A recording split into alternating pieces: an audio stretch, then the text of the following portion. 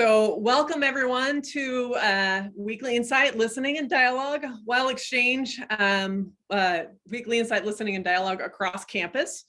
We're really excited to have Student Athlete Advisory Committee's Social Justice Committee leading this conversation on critical race theory.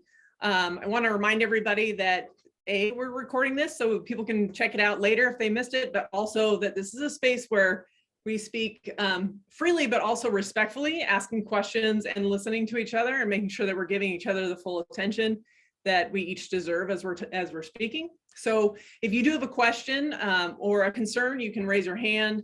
You can put it in the chat. Natalie and I can keep an eye out for that as we let our Social Justice Committee lead the conversation. So let me just introduce who they are. We have Colton Meyer. Wave your hand, Colton. So these are the 5 people on our Social Justice Committee. Evan Kern, there he is. Evan Bates, there you go. Laura Hoover, there she goes. Nice. So these 4 people are going to be leading the conversation. I also want to point out that we have Andy Starkle and Keaton Woods on the call, and they are the 2 grad students who are, for their fellowship, are helping organize WildX this year. So appreciate you guys. Thank you for all your help too. So with that, we'll turn it over to Colton. And Colton, you have the ability to share your screen. Awesome, thank you. So let's see, I'll share my screen here.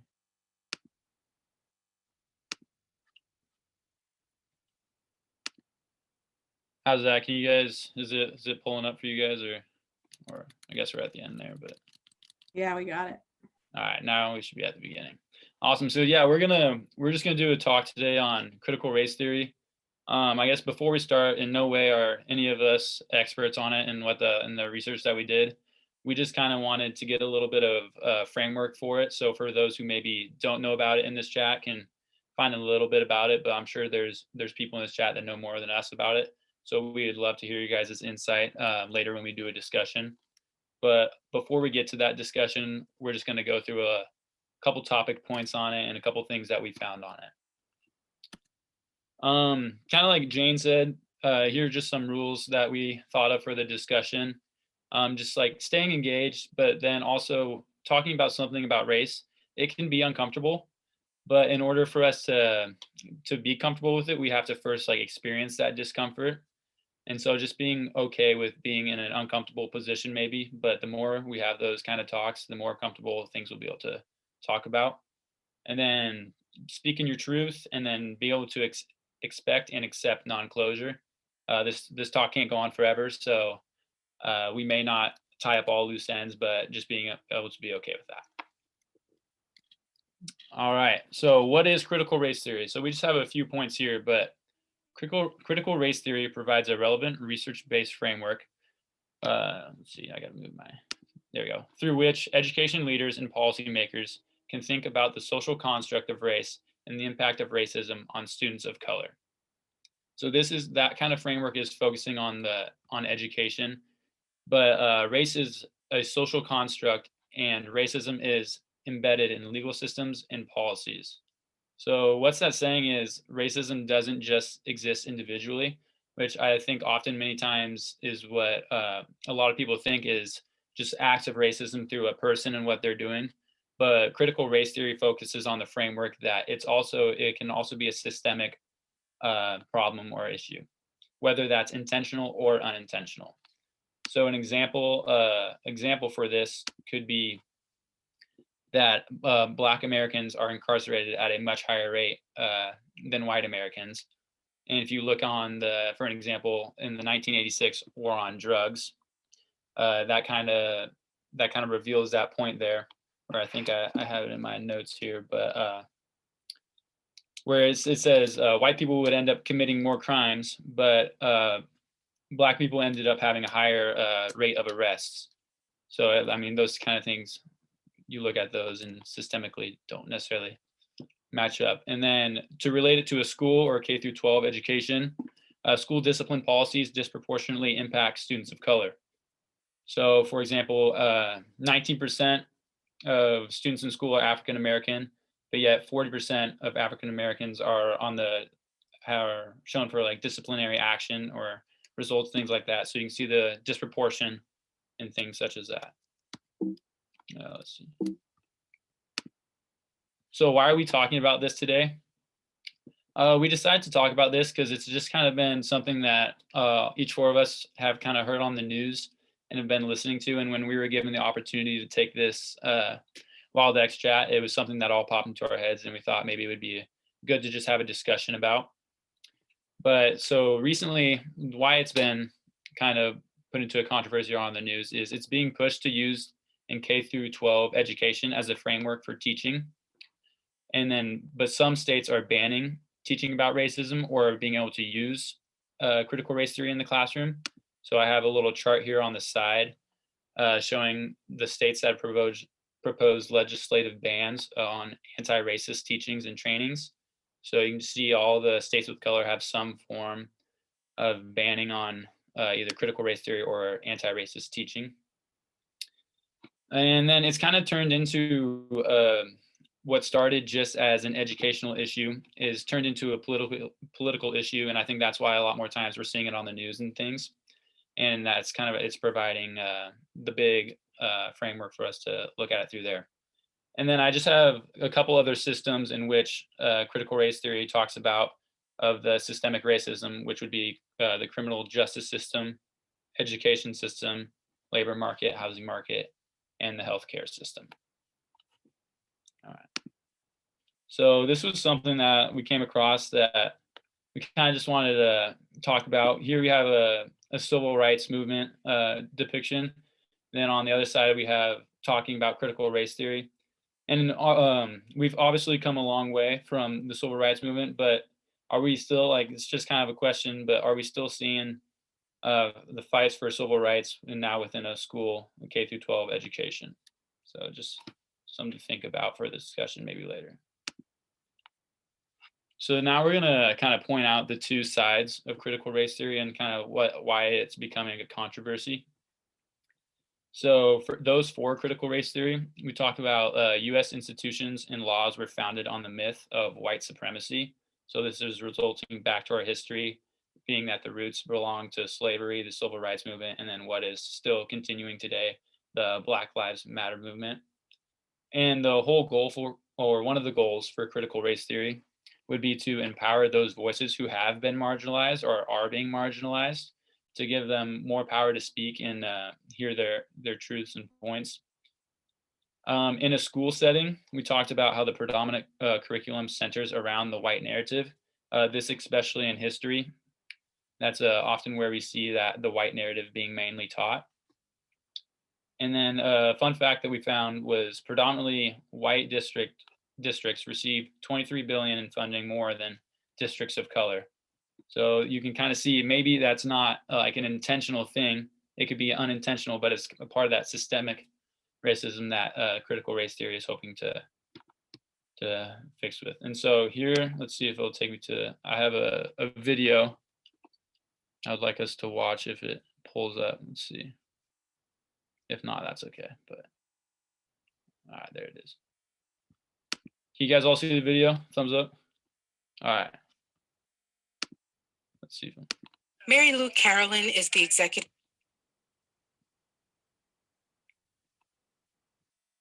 director of the Newburgh Free Library. While she's normally surrounded by books, she's now surrounded by people demanding for those voices to be heard. On Saturday, all right, we'll she skip and this her if it's not colleagues gonna. in education. It's gonna keep pausing, but Hey, Colt, you want to throw that link in the chat for me, and I'll try to pull it up. Since I'm like hardwired in. Yeah, perfect. That'd be awesome. See if I can.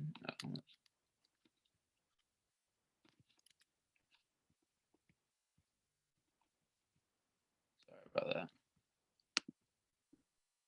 I love the picture of the two protest signs. That was really thought-provoking.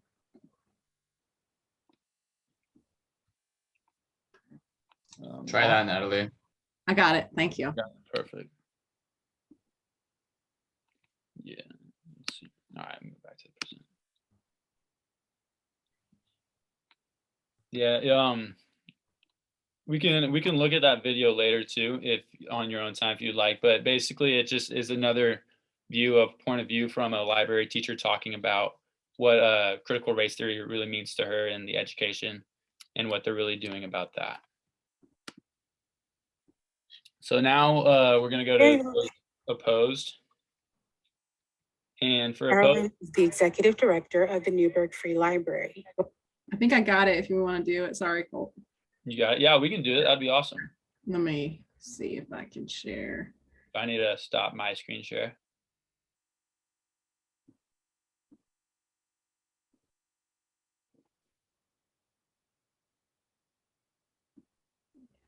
I don't know why it's not. I mean, usually you can choose like optimize for video, but it's not letting me for some reason. We can try it at least. Okay. Y'all see that? I'll stop my share there. Yeah, now we can see it. Okay. All right, let's try this. Mary Lou Carolyn is the executive director of the Newburgh Free Library. While she's normally surrounded by books, she's now surrounded by people demanding for those voices to be heard. On Saturday, she and her colleagues in education went to the Teach Truth Education Rally to protest laws limiting a teacher's ability to cover topics such as racism, sexism, and oppression in the classroom. It's important for me as a librarian, but also as a public servant, to be part of the movement that is moving our community forward. And that will happen with truth and honesty and openness. The debate is over critical race theory, a decades-old academic framework that examines how laws and public policy have perpetuated systematic racism since the country's founding. Advocates say it's time to modernize how history and other topics are taught so the future of America can learn from its past. Women are left out, people of color are left out, poor people are left out. And so the story becomes very one-sided. According to the Zen Education Project, creators of the Teach Truth Pledge, lawmakers in 27 states are attempting to pass legislation to ban the teaching of critical race theory in schools. In New York State, Assemblyman Colin Schmidt introduced legislation in Albany to ban critical race theory from being taught in state classrooms. The bill is currently in committee. During a press conference held in July, Schmidt claims the lessons provides false history and false narrative on our most impressionable youth. We're not doing any of that. What we're doing here is being inclusive. We're telling everyone's stories. Meanwhile, Carolyn believes there is a lot of misinformation surrounding what educators are asking for and hopes people pay attention to the facts rather than the hype. All this knowledge makes us better. It creates an accurate picture of who we are as a people, and it helps us to advance in so many different ways. In response to the debate over lessons being taught, the New York State Board of Regents launched an initiative for the advancement of diversity, equality, and inclusion in schools. Raven Blue Spectrum News.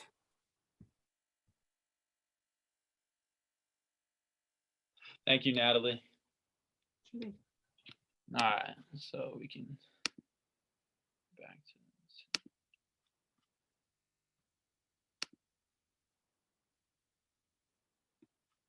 this. Okay, so now we're going to look at those opposed to critical race theory and just some of the viewpoints that we found for this. So here's a quote that we found. We are about teaching history in an objective way that is not represented as America is systemically racist. That was from Ian Pryor, who's a leader for Fight for Schools, which is fighting against critical race theory. It subjects all white people to be oppressors. And these, once again, these are just some of the things that we found. It does not want race being talked about in a school setting. And that's more, I guess, on the extreme side of being opposed to critical race theory. There's also people who are opposed to it who do agree that racism should be taught in the schools, but in a different framework than critical race theory. But that was kind of a more extreme take on that side of the being opposed to critical race theory. And then it forces white students and white teachers to be ashamed of their own skin color. and it's often referred to as critical racist theory. And so we have a viewpoint. We have a viewpoint video. Let's see if I So can. all over the country, beginning early last June, school curricula have changed completely and become explicitly political and openly racist. And most parents have just sat there on their hands and watched it happen and watched their kids hurt by it. But one group of parents in Loudoun County, Virginia, right outside Washington, is fighting back against all of this, against a curriculum that teaches their kids to hate their country and to judge their classmates based on how they look, on their skin color. Several parents had the courage to say this publicly a few days ago at a school board meeting. Watch. CRT is not an honest dialogue. It is a tactic that was used by Hitler and the Ku Klux Klan on slavery very many years ago to dumb down my ancestors so we could not think for ourselves. CRT is racist. It is abusive. It discriminates against one's color. Let me educate you. An honest dialogue does not oppress. An honest dialogue does not implement hatred or injustice. It's to communicate without deceiving people. Today, we don't need your agreement. We want action and a backbone for what we asked for today, to ban CRT. I had to come down here today to tell you to your face that we are coming together and we are strong. This will not be the last. Greet and meet respectfully. Wow. The first time we saw that video, our instant response was, that woman, her name is Chantel Cooper, deserves an award. She's a mother. She's a member of the group Parents Against Critical Theory. We're very pleased to have her on the show tonight. Chantel Cooper, thank you very much for coming on. What made you do this? And so many parents have not done this. You stood up there and did this on camera. Why? Well, it contradicts everything that Martin Luther King fought for. It's hatred, Marxist ideology, and it places the child in a loophole of oppression, making them feel as a victim. I can't stand for that. All right, we'll just look at that much for now, but that kind of gives you an idea of a framework of.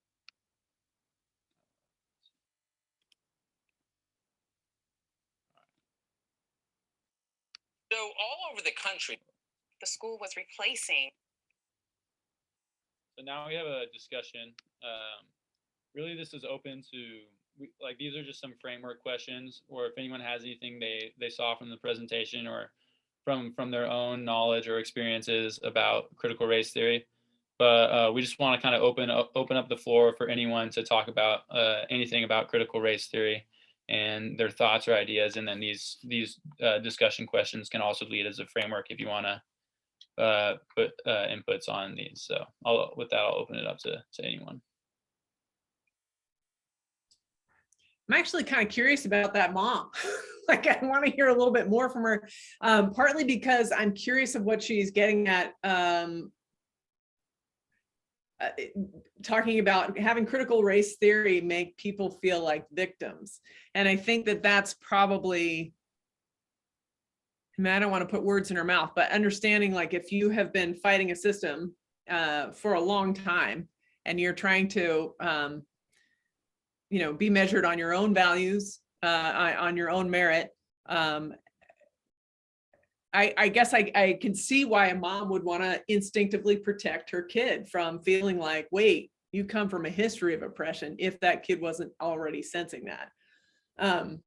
So that's kind of interesting. I'm curious, like, it, of course, I don't know, just a thought, like, just thinking about that as far as, it's sort of a confluence of various things there. There's parental protection and there's parental desire to always have a world that's better for our kids, right?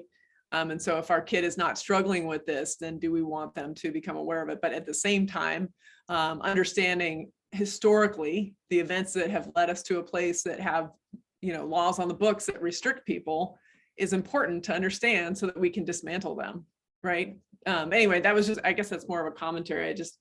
I don't know if there's any parents on the call that want to talk about their experience with their own kids, if they have kids in high school right now, and how those kids feel about it or feel about engaging in this topic.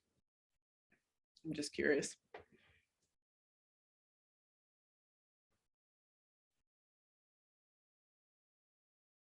I have a question about critical race theory kind of as a whole. So when people talk about implementing it into like a curriculum, have they proposed a curriculum that is going to be implemented? Like, these are the things we're going to talk about, or is it kind of up to the discretion of each school and each teacher on what is taught? Like, is there kind of a structure for what would be included in that? And I don't know if anyone knows the answer to that, but. From what I've gone through so far, I haven't seen like any like specific framework for it. I think it's just kind of based off those ideals of the actual theory on what the theory stands for and believes in. Just kind of following those values. I don't think there's a necessarily set things you would talk about, but I think it just approaches things in history or even things going on today in a different way and a different framework of thinking about those things.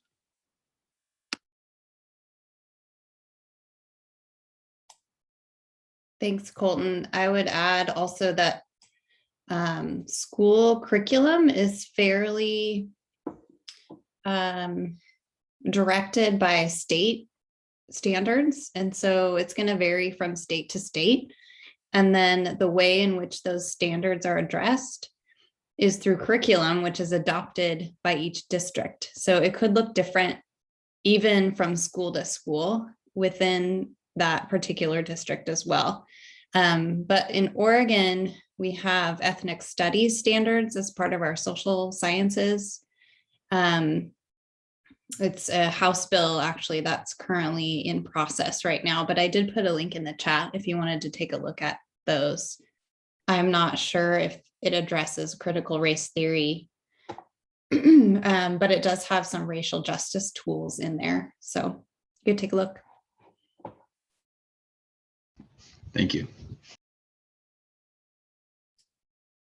And what we're seeing in the states that you that when you shared that graphic with us, Colton, is that some states have state and governing body restrictions on actually teaching it, right? So there's like, so what that librarian is opposed to is the fact that she's being told she can't actually have that conversation by law.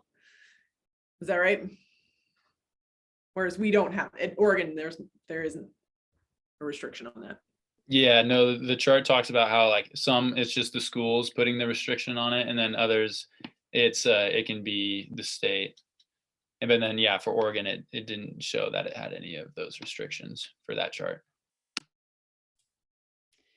You know what else I find really interesting is how much people's definitions of critical race theory varies depending on who you're talking to and how they're interpreting it. So I appreciated that you started, Colton, with the definition so that we could all sort of be operating in our conversations today with that. But I'm curious what other definitions people have heard and how you see that playing out. Yeah, I was just gonna add to that.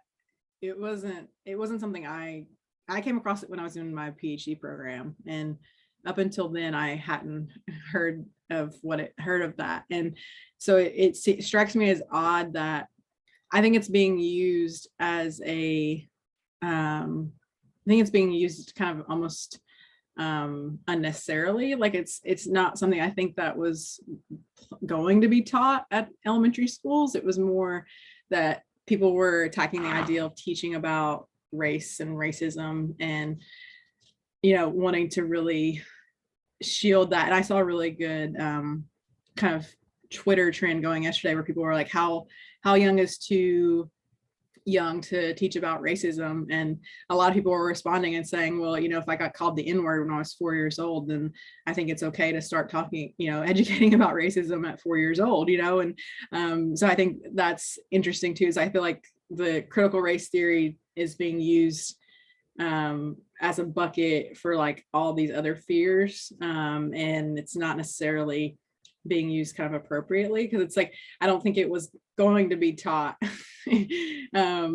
like as in that straightforward way that you would teach about a kind of a theory of like research and higher education. But it's wild to me. I agree completely, Natalie. Yeah, and I put the next link for the actual standards in there, and you can see they start at kindergarten and build on each other. And it does talk about diversity, identity, oppression, systemic power, authority. It's, yeah, pretty comprehensive. You know, there seems some confusion between CRT and history. Things that have happened and what's not being taught, and the truth not being part of our history, and what actually has happened, and things have been mainstreamed a certain way with our history. Seems like they use a CRT as far as how history should be taught. That's what's kind of confusing for me. All of a sudden it's teaching the real history versus CRT, you know, the construct of CRT. I don't know, it seems confusing. And the debate is being used that the term CRT is history, which includes the different things that has transpired over the years in the United States.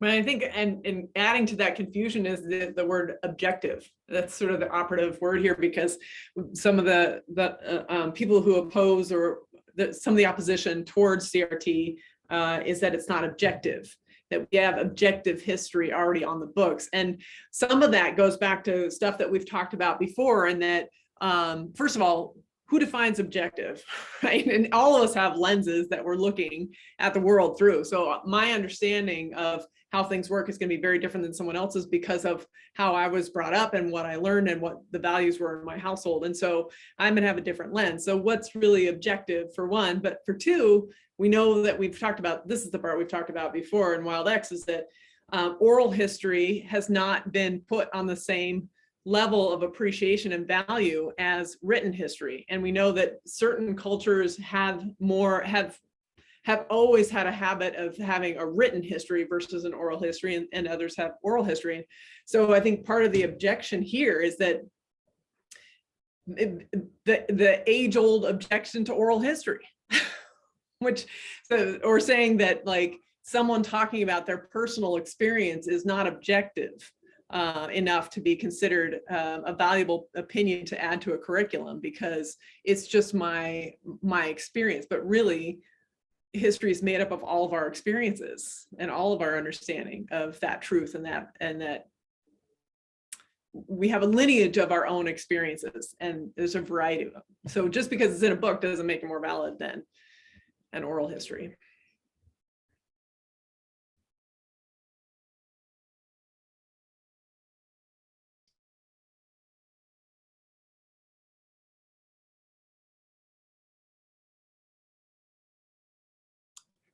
You know, it starts to make me think about, well, how do you write policies within your school districts regarding racism, Asian kids getting beat up for how they look, or someone of color getting called certain names because of how they look? I mean, how are they going to have policies? I just confused with that too.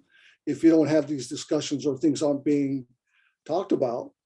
You know, that's something that I've talked about even within college athletics, you know, with those things going on across campus or away from campus, outside of campus, in campus, or at competing schools. If someone of color were at another university and then our athletes are being called names, what are the policies? You know, if there's not clear understanding of, and people respecting people of color, I mean, how are you going to write policies on how to manage this if it happens in your schools?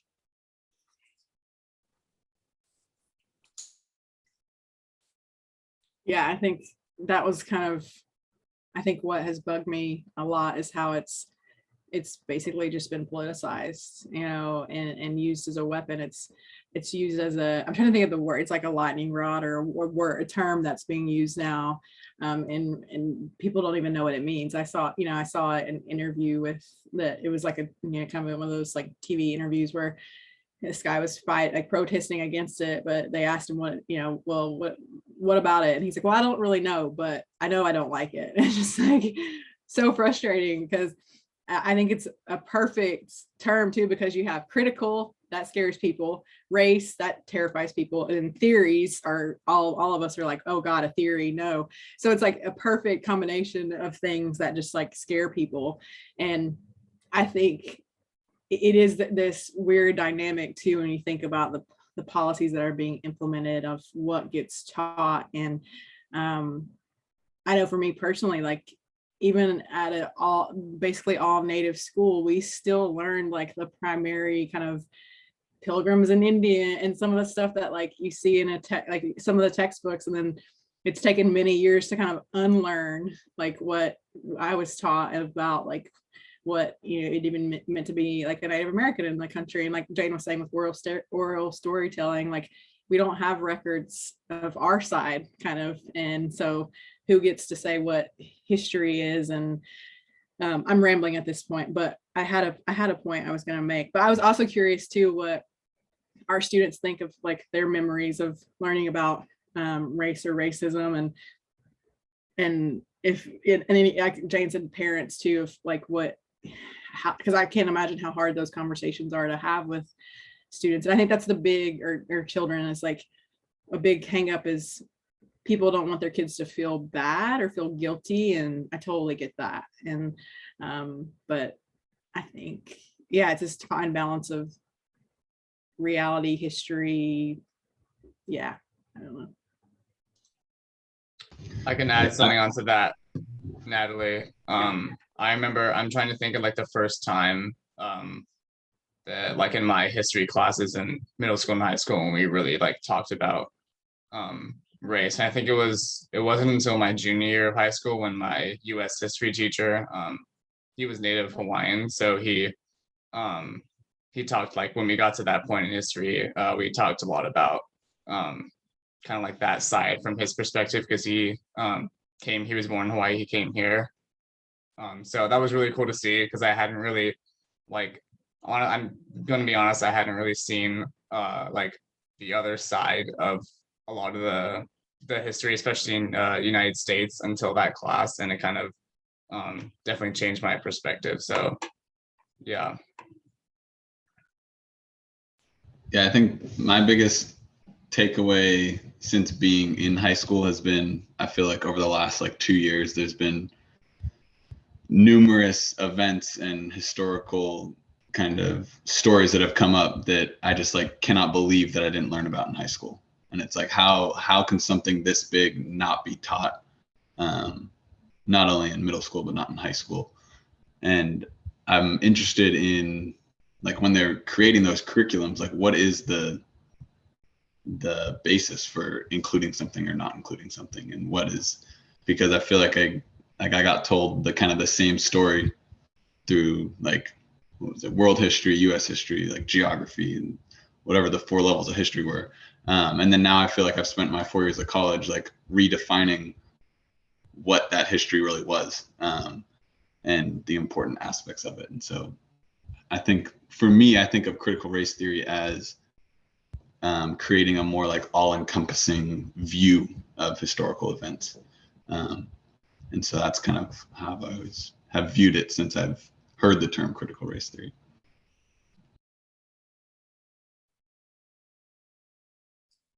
Yeah, I think about something that I was not aware of was the Great Migration until probably a few years ago when I read that book. Totally blanking on her name now, Isabel Wilkerson.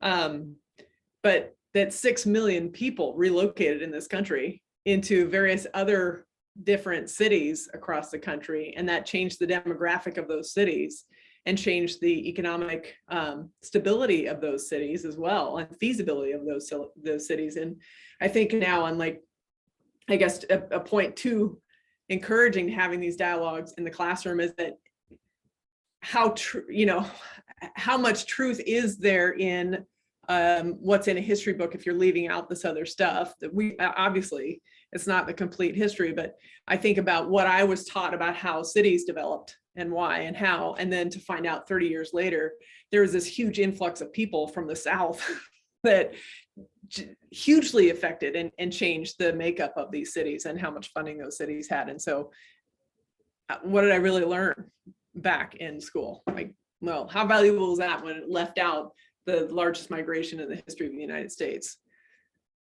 for example? Yeah, Jane, I totally agree with that. And I think the term a lot of people have in this call have probably heard, like, history is written by the winners, and especially in like the main history textbooks. I think that really speaks to what you were just saying.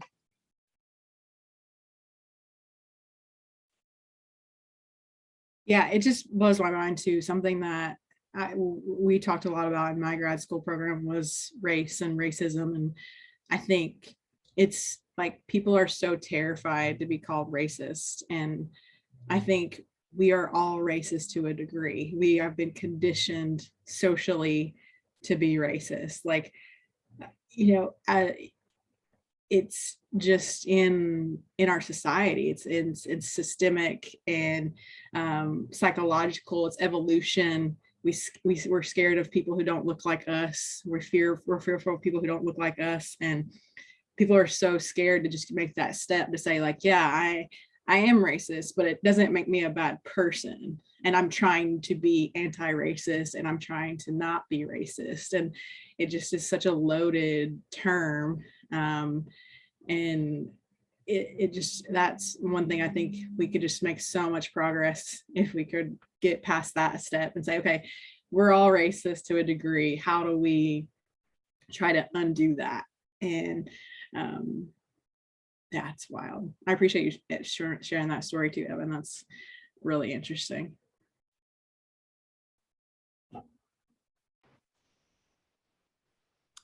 And I want to add too that there are people who are white feeling like they feel bad about, not feel bad, they feel like they're being persecuted or identified as the bad person. Whereas I look at it as, so this is an opportunity for people to have some empathy about what has happened. You know, the lenses are different, and maybe that's coming from home, where if someone's learning about someone's culture or how they've been treated, one would feel empathy like, wow, that was awful, versus, oh, making myself look like I'm the bad guy. I think about that as like my two kids, when I correct my daughter, my son, well, when I give gratitude to my daughter, my son goes, well, what about me? You know, I'm the bad guy now because you said somebody, my sister is good, then that means I'm bad. That's not what we're saying. You know, just because someone's good doesn't make you bad, or someone's bad doesn't make you good. You know, this is what's there. And my hope is that there's more empathy for people learning exactly what has happened in the United States. Yeah, we live in this world of like binary, good, bad, yes, no. There's no like nuance. And that's, I think, another really big barrier is like you have to like be on one side or the other too. It's really makes things really hard too, especially when things get bogged down or like condensed down to like, you know, a tweet or a social media post, or, you know, these quick clips that you see on the news. That gets really, really tough. And I think going back to something Carrie said earlier, actually, you know what, I'm going to stop because I'll come back to this later. Jennifer, you had something you wanted to say. Why don't you go first? Oh, okay. I think I just lost my train of thought, but I was going off. In some ways, it just seems like critical race theory, the term, is almost a red herring, because what the conversation we're really trying to have is, how do we talk about racism? How do we teach about racism? And how do we unlearn it or learn not to practice it? But there was another direction I was going. Where was?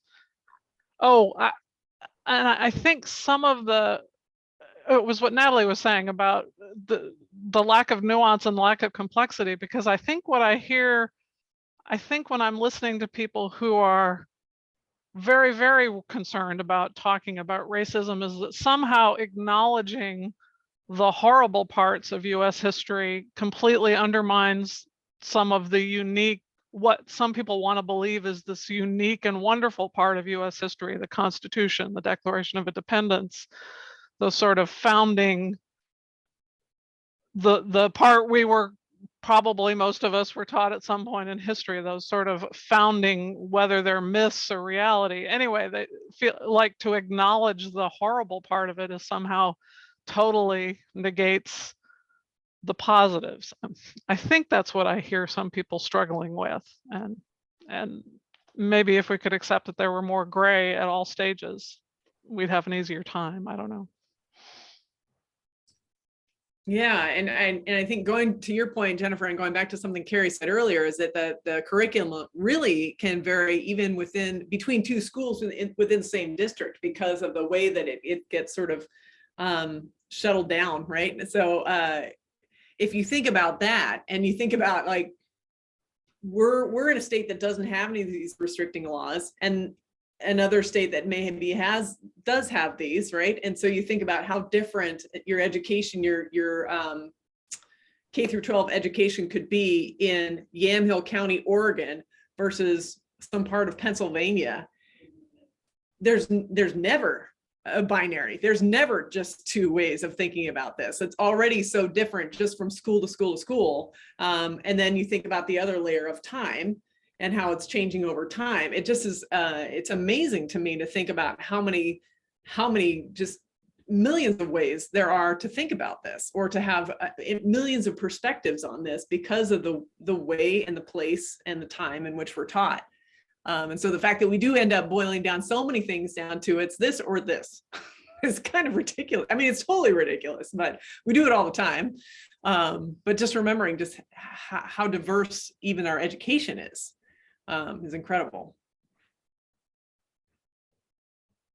Yeah, and I can't take credit for this because it was someone much smarter than me, but it was one of the podcasts I listened to. They were talking about how we, in a lot of our history, we like to hold up individuals over the collective and over society. Like, for example, Thomas Jefferson, who's now being, examined a lot more closely because of his involvement with slavery, and Andrew Jackson, who terrorized the southeastern tribes, and so I think that that's a hard. It's kind of an easy way to educate because you are able to personalize, but it's also not doing it a good justice. It's almost not doing us justice to have that focusing on it, because like we hold up individuals like they're perfect, like just like with statues, right? So we hold up these individuals like they're perfect, and then they and no one is, and it's hard. And I remember doing a project on Martin Luther King Jr. when I was like in 5th grade, and I just remember, it was like he had this great speech about having a stream of equality and it was civil rights, but I didn't even understand because all I was focused on was like him as an individual, right? And I wasn't looking at the bigger picture of like what society was actually kind of like. So it's I think one of the drawbacks of how I think it's not anyone's, any educator's fault. It's just like how I think we as a society like to learn and like to frame things in history. Discussion of good bad binary triggered my memory of Robin DiAngelo's work. Many of you are probably familiar with White Fragility. She has a new book out that I just finished yesterday and I was holding up earlier. It's called Nice Racism. It's a really good read.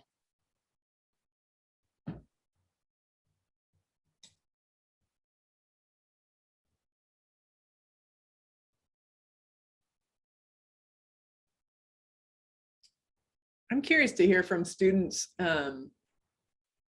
that you've shared a little bit about when you first became aware of race in talking about it in the classroom or understanding it in your own experience. But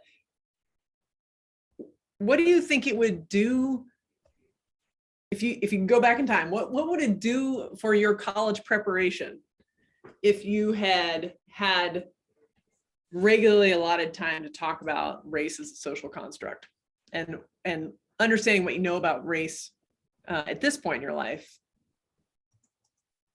Would it have changed how you approached your college education?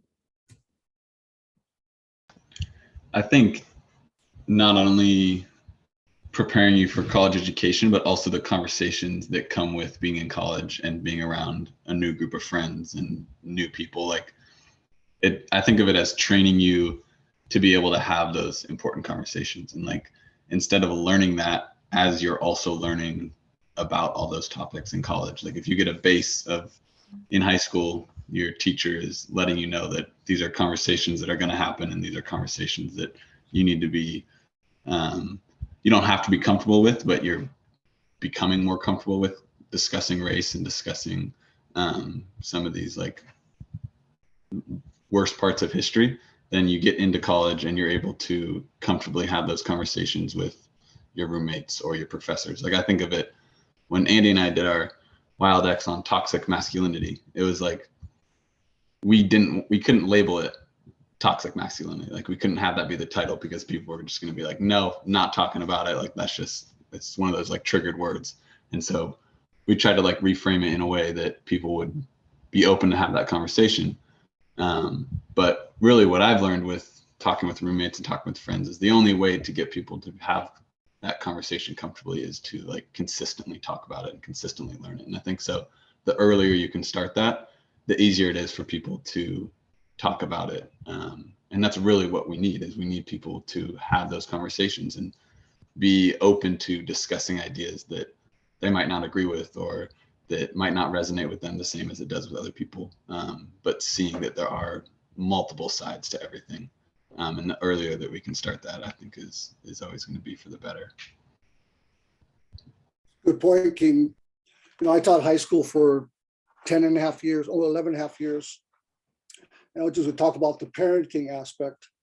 You know, parents want to be involved. They want to have control of not control, but have a say on the educational piece. You know, but one would think that parents are responsible for teaching their kids, but not all parents can talk about certain issues. So then it's been pushed, and educators are responsible to teach certain things.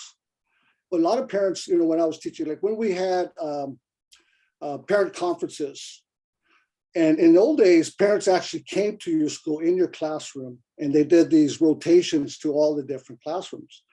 But most of the years, over the years that when I was teaching, the parents that showed up were the parents that were involved and really cared about their kids and their education. And usually those are the kids who were better students and the kids that had less problems in class, less discipline problems in class. But I just don't understand how parents want to be involved, but they're not educating their kids at home. You can't put the onus all on educators. It has to be taught at home as well. And you know, I shared stories with Jane about my son and my kids, you know, about educating. There's some things that, especially with racism, it has to be taught at home, and not the expectation of teachers to be teaching it. But in some fashion, there's other subjects that parents can't talk about, or they can't teach, or don't have time to, or whatever situations may be with parenting. Single parents, multiple parents, it's challenging. But some aspect that has to be taught at home.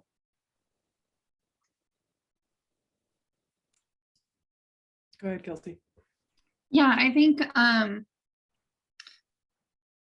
there's a certain amount of privilege that goes into having the education, the time, the ability to have those conversations with your kids. And it's like, how are we giving people the tools?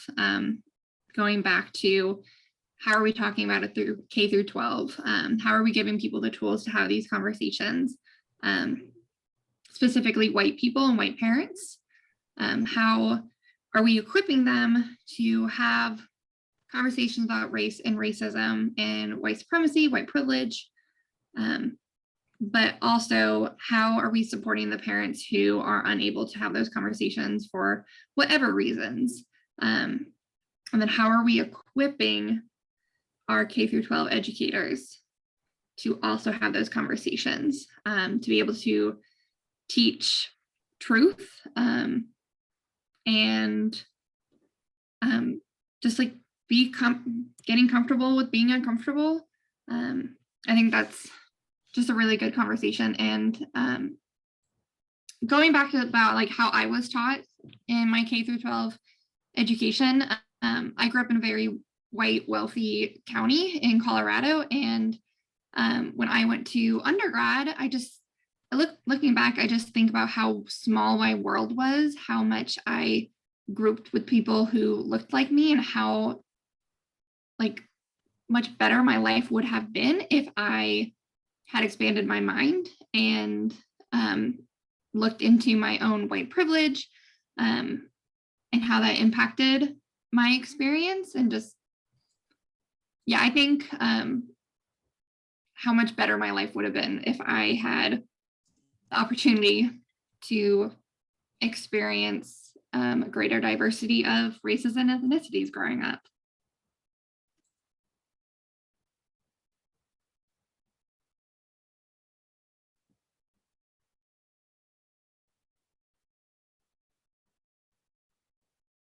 There was some interesting data in the HEAD survey too about the, Jennifer, you can, the details, but there wasn't there that question about whether or not, how much do you feel, how important is it to have a diverse community in which, is it a benefit, right? And there were a portion of people who said, no, I don't think there's a benefit to having a diverse community, which is, makes me curious about more, like, tell us more, please, why?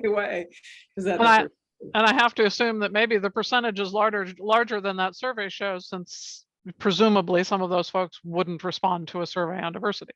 Yeah, true. Yeah. Yeah, there's some good data in there it's gonna be interesting to chew on this for the next few months. And I know that in athletics, Doug and I are having conversations about going back to policy, and it's fine to be in these conversations every Friday. It's fine to have a general statement in our student athlete handbook that says we don't accept discrimination or bias or violence towards any other people, but to actually have proactive policies to be able to say, like, this will not be tolerated.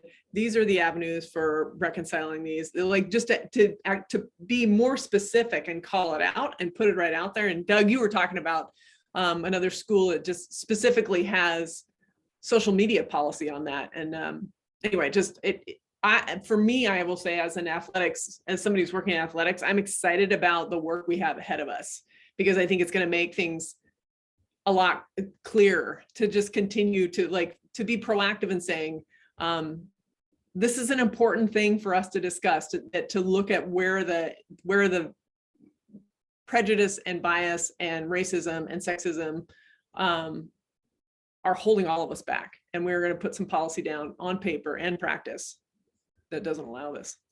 But Jane, I wonder though, going back to my kind of point about like how we're all racist to a degree, like, is that like saying racism will not be tolerated is that too much? Like, does that basically, I think it almost scares people from feeling like they can be their true selves to a certain point, Yeah, it's like, that's a good point. Maybe instead of saying racism won't be tolerated, it's like, we will work actively to not be racist, and like, I don't know. That just made me think that, because it's like, I think we want to be so like, yeah, I don't know. It's hard. No, you're right. It's the education piece. And this is why I go to you, Natalie, for a lot of stuff. Yeah, it's like, we will work together, and teach one another to do better. And yeah, it's really wild. But it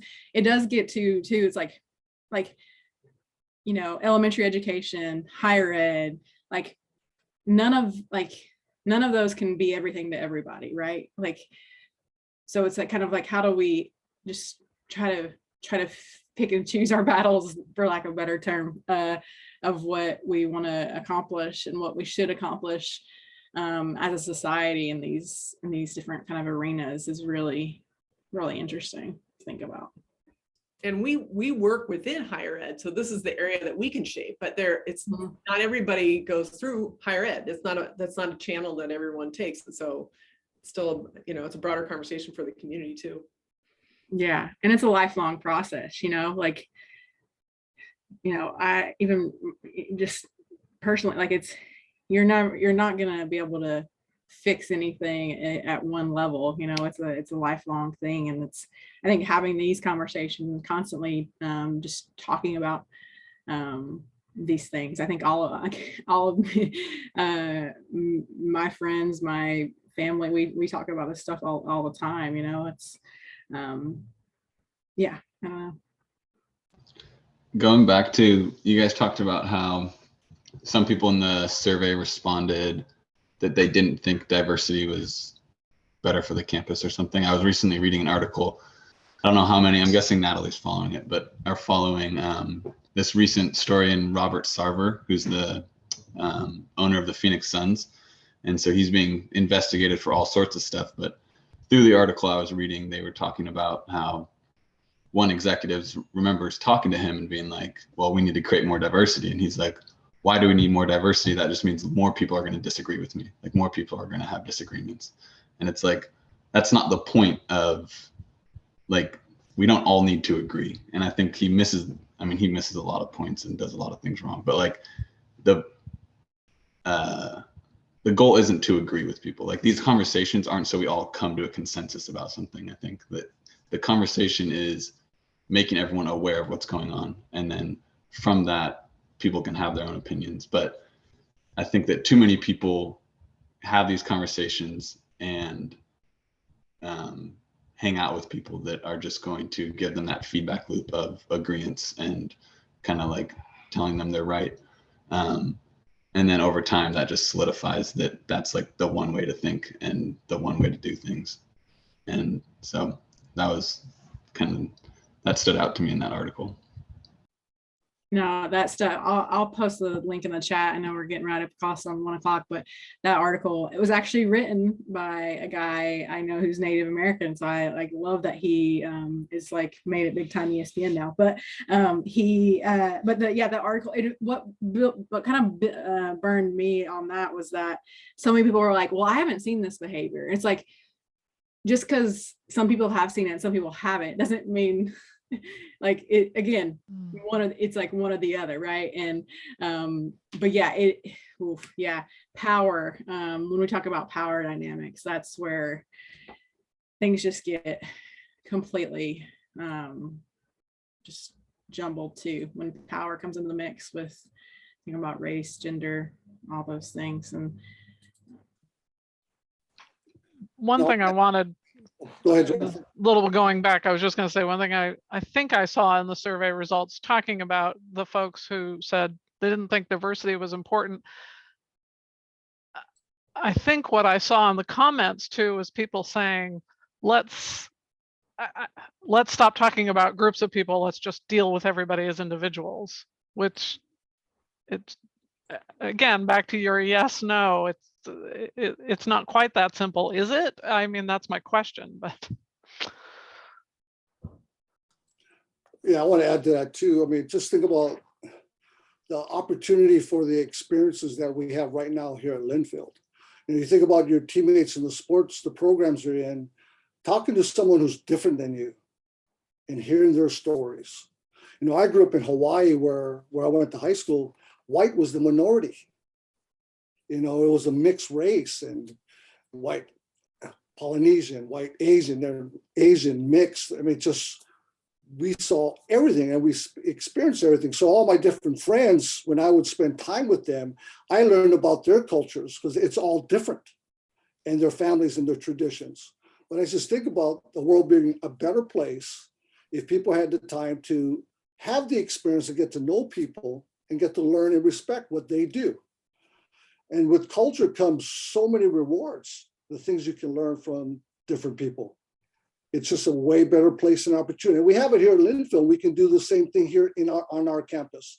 Someone's saying that's not a better place. I totally disagree, because they don't know the other people. All they know is what they know.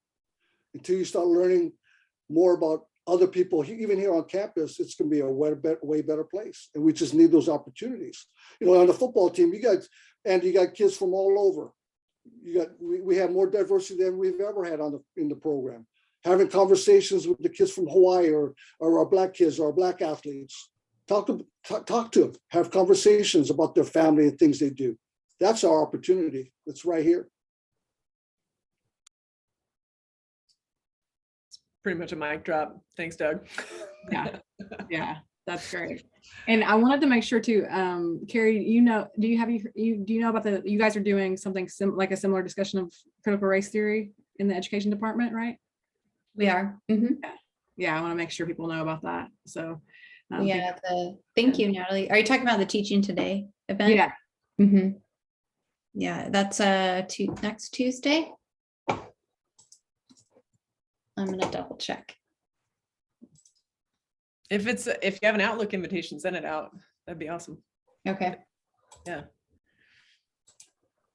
Should I send it to you, Jane? Sure, I'll share it. Okay, I'll do that. Awesome. Yeah.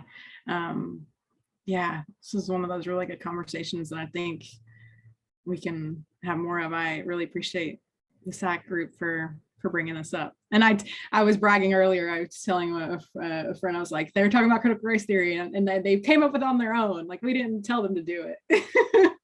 That's right. Yeah, I really appreciate Social Justice Committee, all of you guys working on this. This is fantastic. Thank you, Colton, for your presentation too. Next week is Andy and Keaton running the show. And so, as always, love having these conversations. Thank you for everyone for being here and contributing and just staying in dialogue. Yeah, I was surprised too that they brought up CRT. I go, oh man, that's a hot topic right It's now. a hot topic. Yep. You guys killed it. You guys did awesome. I know, it's great to hear about it from you guys. Yeah, that's awesome. Thank you. Yeah, please share the presentation too. I would love to. And Nat, I had a ADID meeting, and I met Nikki Bean? Yeah, from Oklahoma University. Yeah, it's my girl. Yeah. Yeah, we had a meeting this morning. She's like, I met your person on at Linfield. And I was like, yep, that's my girl. And my guy, Doug. She's impressive. Very impressive. Sharp, man. Super sharp. Yeah.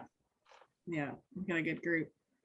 All right. Good job, everybody. Yeah, good job. I'm going to stop the recording. Anyone can stay on if you want to, though. Thank you, guys. Yeah.